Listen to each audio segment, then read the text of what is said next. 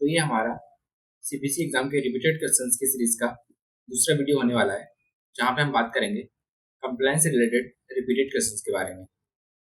तो चलिए हम देखते हैं एक एक करके क्वेश्चंस को जो कि रिपीटेडली पूछे गए हैं सीबीएसई एग्जाम में। तो देखते हैं, जो हमारा पहला क्वेश्चन है वो है हमारा एबीएन की फुल फॉर्म से रिलेटेड।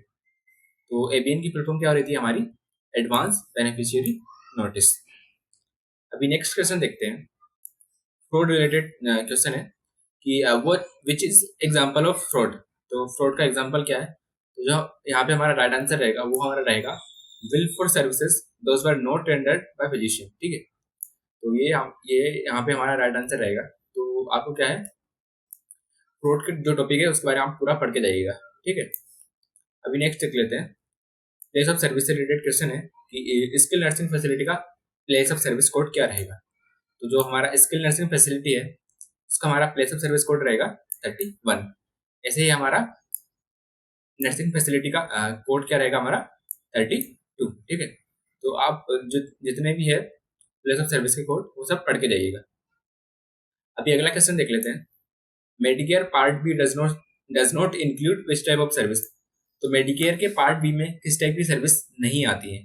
तो जो हमारा राइट आंसर रहेगा यहाँ पे वो रहेगा हमारा स्किल नर्सिंग फैसिलिटी। क्यों? क्योंकि स्किल नर्सिंग फैसिलिटी हमारे पार्ट ए में आती है। ठीक है, अब अभी हमारा अगला क्वेश्चन है, Medicare part D include which type of service. तो मेडिकेयर के पार्ट डी में किस टाइप की सर्विस इंक्लूड रहती है? तो यहाँ पे हमारा जो राइट आंसर रहेगा वो रहेगा हमारा प्रिस्क्रिप्शन ड्रग कवरेज। तो हमारे पार्ट डी में क्या आता है? Prescription drug coverage. अभी अगला क्वेश्चन है, मेडिकेयर पार्ट सी इज। तो मेडिकेयर के पार्ट सी को हम क्या बोलते हैं? Medicare advantage. अभी अगला क्वेश्चन देख लेते हैं, which one of the following is a federal pair. तो फेडरल पेयर कौन कौन रहते हैं? तो जो हमारा राइट आंसर रहेगा यहाँ पे वो रहेगा हमारा मेडिकेयर और मेडिकेड। तो आपको चेक कर लेना है, आपका जो ऑप्शन रहेगा उसमें आपके में मेडिकेयर आ रहा है या मेडिकेड आ रहा है। तो मेडिकेयर और मेडिकेड ये दोनों ही हमारे फेडरल पेयर हैं। ठीक है, तो वो जो ऑप्शंस रहेंगे वो हमारे प्राइवेट इंश्योरेंस के रहेंगे, तो वो हमें एलिमिनेट कर देना है। और हमारे जिस एरिया में मेडिकेयर रहेगा तो मेडिकेयर राइट आंसर रहेगा, और मेडिकेड रहेगा तो मेडिकेड राइट आंसर रहेगा। अगला क्वेश्चन देख लेते हैं, प्लेस ऑफ सर्विस से रिलेटेड है ये भी। तो on campus out patient hospital का प्लेस ऑफ सर्विस कोड क्या है? तो जो राइट आंसर है वो है हमारा 22। अभी अगला क्वेश्चन देखते हैं, हिप्पा स्टैंड्स फॉर। तो हिप्पा की फुल फॉर्म हमारी यहाँ पे क्या रहेगी? Health insurance portability and accountability act. अभी अगला क्वेश्चन से हिप्पा से रिलेटेड ही है, हिप्पा जनरल रूल्स से रिलेटेड ही हमारा क्वेश्चन है। तो हिप्पा के जनरल रूल में क्या आता है हमारा? Privacy, security and breach notification rule. तो ये आप पढ़ लीजिएगा, हिप्पा जनरल रूल्स और क्या क्या है। ठीक है, आगे मैंने कुछ और इसके बारे में बताया है कि general rule ensures the confidentiality, integrity and availability of all ePHI the create, receive, maintain और ट्रांसमिट। अभी अगला क्वेश्चन देखते हैं,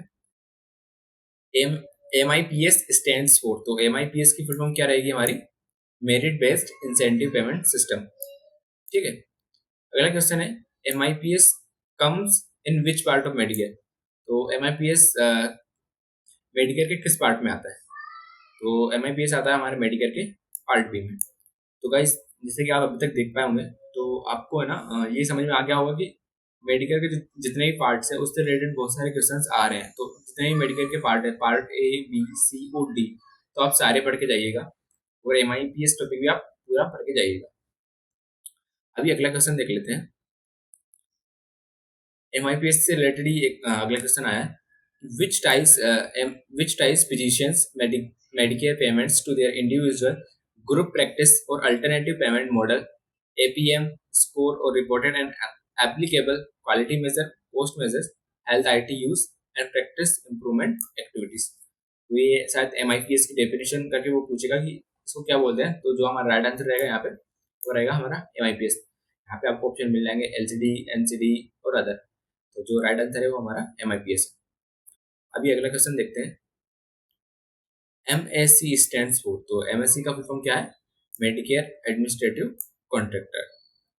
अभी अगला क्वेश्चन देखते हैं, HIE स्टैंड्स फॉर। तो HIE की फुल फॉर्म क्या है? Health information exchange.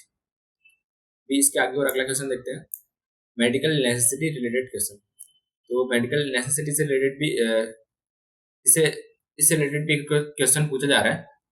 तो यहाँ पे जो हमारा राइट आंसर रहेगा वो रहेगा हमारा सर्जरी ऑन आई। तो आपको मालूम होना चाहिए कि मेडिकल नेसेसिटी जो रहती है उसमें हम ना कॉस्मेटिक सर्जरी उसको नहीं कंसिडर करते हैं।